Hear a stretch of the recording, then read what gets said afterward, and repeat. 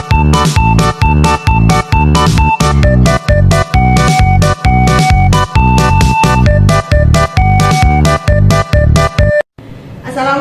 warahmatullahi wabarakatuh.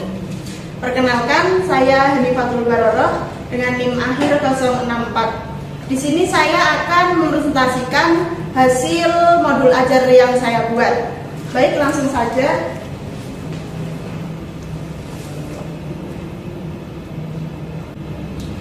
Nah, selamat datang di presentasi modul ajar Al-Quran Hadis fase B kelas 3 Madrasah Ibtidaiyah. Nah, modul yang akan saya presentasikan, saya paparkan hari ini, yaitu berjudul Indahnya Membaca Al-Quran dengan Tajwid. Jadi sebuah modul yang dirancang berdasarkan pendekatan deep learning dan kurikulum berbasis cinta. Jadi modul ini terdiri dari 8 jam pelajaran yang dibagi menjadi 4 kali pertemuan.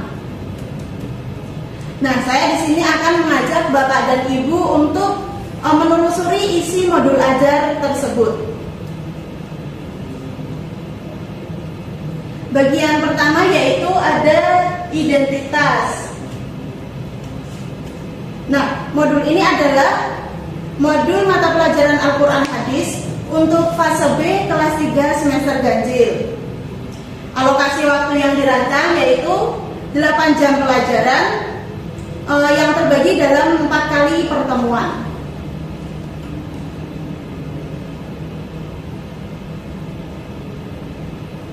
Baik, langsung saya teruskan di bagian identifikasi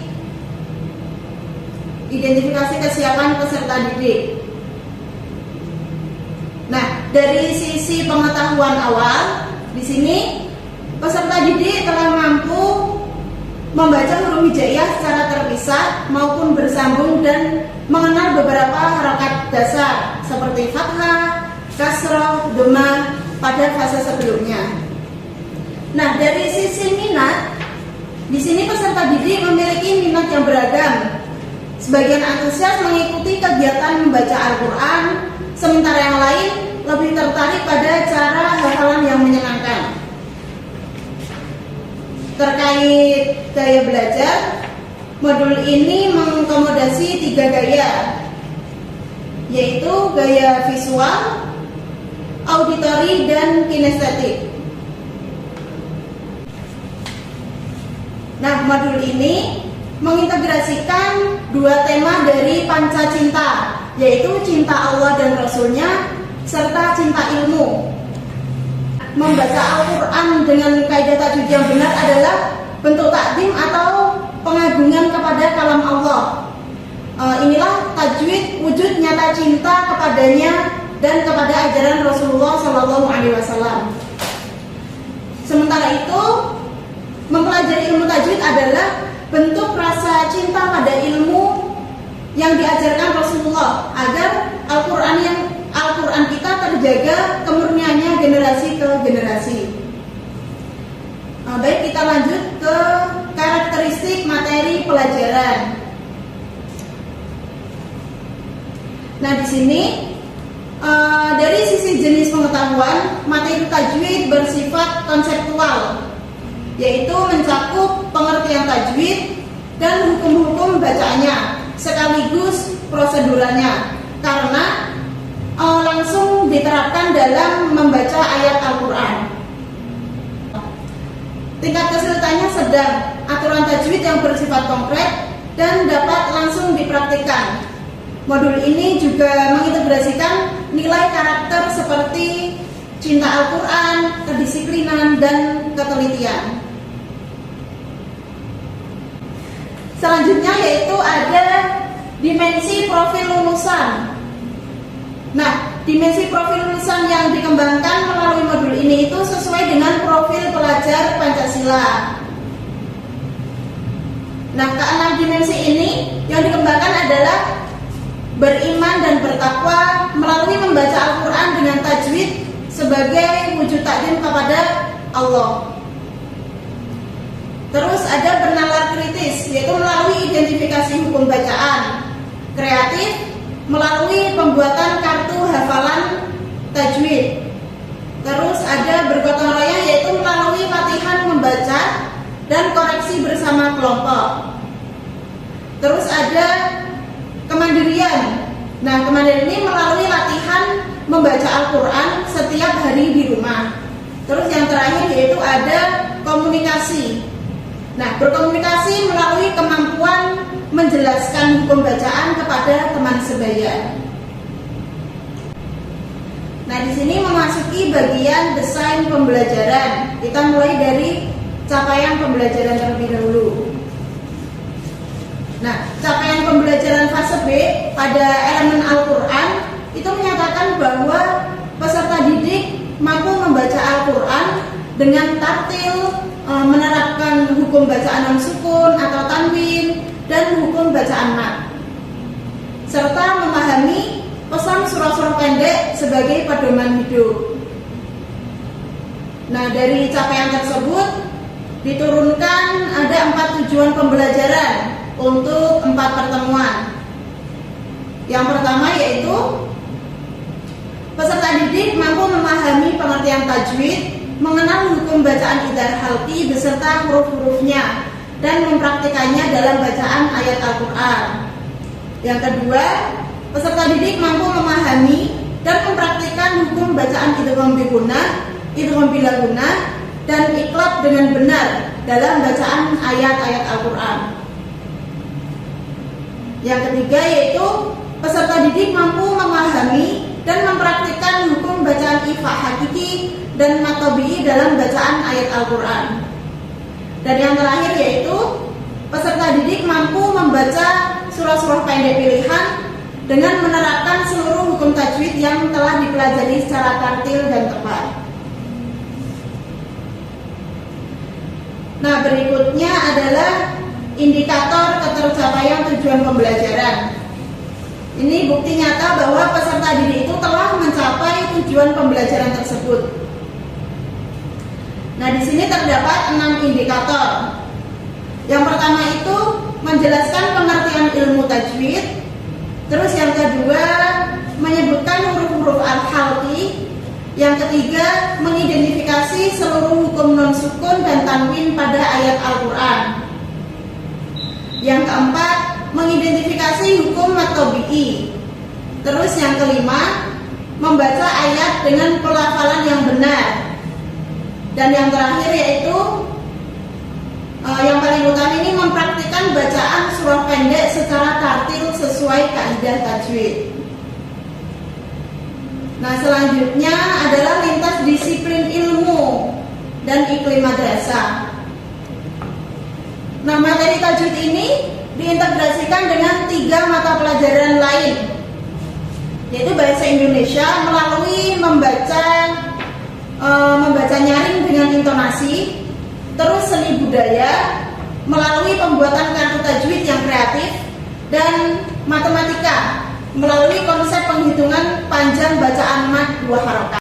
Nah, dari sisi iklim madrasah ini, modul ini mendorong 3 budaya, yaitu menciptakan lingkungan belajar yang kondusif dan menyenangkan, terus membudayakan membaca Al-Quran di awal setiap pelajaran, serta mendorong budaya saling mengoreksi dengan santun dan penuh kasih sayang.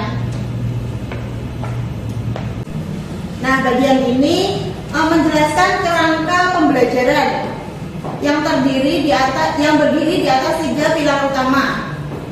Pilar pertama yaitu praktik pedagogik. Nah, menggunakan model discovery learning dan practice based learning dengan pendekatan deep learning seperti mindful, meaningful, dan joyful learning. Terus yang pilar kedua yaitu kemitraan pembelajaran, melibatkan pembiasaan baca Al-Quran di madrasah, penugasan latihan bersama orang di rumah, kerjasama dengan TPQ, serta pemanfaatan aplikasi Al-Quran digital. Terus yang ketiga yaitu pilar ketiga lingkungan belajar. Jadi mengatur ruang fisik dengan tempat duduk, kelompok, dan poster tajwid.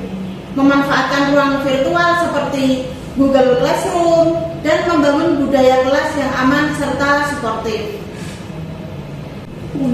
Nah, sekarang kita memasuki bagian yang paling inti, yaitu langkah-langkah pembelajaran di setiap pertemuan. Nah, di sini pertemuan pertama itu berfokus pada pengenalan ilmu tajwid dan hukum idhar halqi. Nah, di kegiatan pendahuluan selama 15 menit itu pembelajaran dibuka dengan salam, doa, dan membaca Al-Fatihah bersama sebagai wujud cinta kepada Al-Quran kita. Terus guru kemudian memancing rasa ingin tahu dengan pertanyaan kayak mengapa kita harus membaca Al-Quran dengan aturan tertentu gitu. Nah, ketika kegiatan pendahuluan sudah selesai, terus bagian ke kegiatan intinya.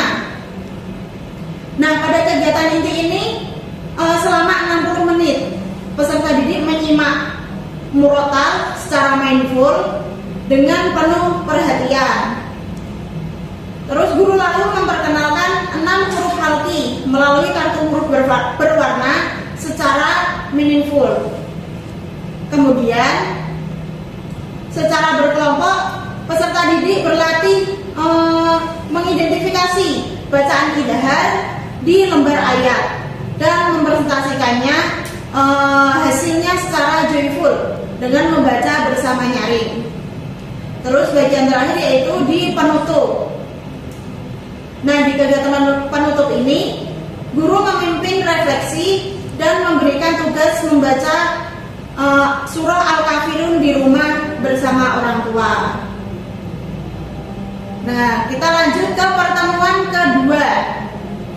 Pertemuan kedua ini membahas 3 hukum bacaan sekaligus, yaitu idgham bi gunnah, idgham bila gunnah, dan iqlab. Seperti tadi, kegiatan pertama yaitu di pendahuluan. Guru mengawali dengan review idhar halqi melalui permainan tebak huruf. Nah, permainan tebak huruf yang cepat dan menyenangkan, lalu memotivasi peserta didik dengan semangat belajar bacaan baru. Nah, pada kegiatan inti ini guru menjelaskan perbedaan idgham bi gunnah, hurufnya nun, mim, wawu, ya, dengan idgham bila gunnah, yaitu hurufnya lam dan ro, serta iqlab ketika nun sukun bertemu ba berubahlah menjadi mim dengung. Nah, ini peserta didik mensimulasikan bunyi secara bersama-sama, lalu bermain kartu identifikasi berlomba menemukan hukum bacaan dalam ayat tersebut. Nah, di akhir inti dilaksanakan kuis formatif 5 soal untuk mengukur pemahamannya. Nah, selanjutnya yaitu ke pertemuan ketiga. Di sini berfokus pada ikhfa hakiki dan matobiki, 2 hukum yang melengkapi seluruh hukum nun sukun dan tanwin. Nah, di kegiatan pendahuluan seperti tadi, guru membuka dengan review singkat sambil memancing sudah hafal idhar, idgham, iqlab. Nah, ada satu lagi yang spesial, yaitu bacaan samar yang indah, namanya ikhfa. Nah, pada kegiatan inti guru menjelaskan ikhfa hakiki yang mencakup 15 huruf dan dibaca dengan bunyi samar berdengung, serta matobiki yang dipanjangkan 2 harokat pada huruf alif, wawu, dan ya. Nah, dengan pendekatan mindful, peserta didik diminta memejamkan mata dan fokus mendengarkan demonstrasi bunyi ikhfa.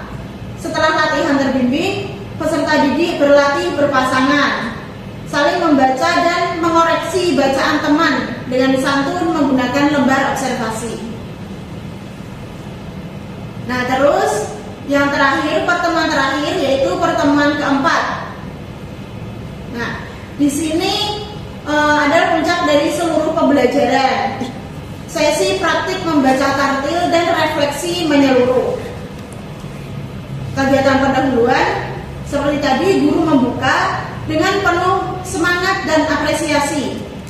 Kayak diberi apresiasi seperti, wah, hari ini kalian akan membuktikan cinta kalian kepada Al-Quran dengan membaca seindah mungkin, gitu. Nah, terus secara bergantian setiap peserta didik membaca surah pilihan seperti kayak Al-Ikhlas, Al-Falaq, An-Nas atau Al-Kafirun. Nah, di hadapan guru, penilaian dilakukan menggunakan rubrik tajwid yang mencakup ketepatan makhraj, hukum bacaan, kelancaran, dan tartil. Nah, setelah setiap peserta didik selesai membaca, guru memberikan umpan balik yang membangun di penutup. Peserta didik menuliskan satu komitmen cinta mereka kepada Al-Quran sebagai refleksi akhir yang bermakna. Nah, yang terakhir kita akan membahas asesmen pembelajaran. Yang pertama yaitu ada asesmen diagnostik. Nah, ini dilakukan di awal pembelajaran melalui tanya jawab lisan. Terus tujuannya untuk mengetahui sejauh mana peserta didik itu mengenal huruf hijaiyah dan memahami istilah hukum tajwid. Hasilnya menjadi dasar penyesuaian strategi diferensiasi. Terus yang kedua yaitu asesmen formatif. Asesmen formatif ini dilakukan sepanjang proses pembelajaran melalui observasi keaktifan, terus penilaian diskusi kelompok, kuis identifikasi hukum bacaan di akhir pertemuan kedua, serta lembar observasi saat latihan membaca berpasangan di pertemuan ketiga. Yang ketiga yaitu asesmen sumatif. Nah, asesmen sumatif ini dilaksanakan di akhir pembelajaran dalam dua bentuk. Yang pertama itu ada penilaian praktik. Jadi peserta didik membaca surah pendek pilihan di hadapan guru dan dinilai menggunakan rubrik tajwid yang terstruktur. Nah, aspek yang dinilai itu mencakup ketepatan makhraj, kesesuaian hukum bacaan, kelancaran dan tartil bacaannya. Yang kedua yaitu ada tes tulis. Nah, berupa soal pilihan ganda untuk mengidentifikasi hukum bacaan pada potongan ayat, serta soal uraian untuk menjelaskan perbedaan antar hukum bacaan. Cakupan materi meliputi seluruh hukum non sukun atau tanwin dan mad tabi'i. Nah, demikianlah paparan lengkap modul ajar Al-Quran Hadis fase B kelas 3 dengan topik indahnya membaca Al-Quran dengan tajwid. Jadi modul ini dirancang bukan sekedar untuk mengajarkan kaidah, tetapi untuk menumbuhkan kecintaan peserta didik kepada Al-Quran. Karena ketika seorang anak sungguh-sungguh mencintai Al-Quran, ia akan belajar dengan sepenuh hati dan menjadikan Al-Quran sebagai cahaya dalam hidupnya.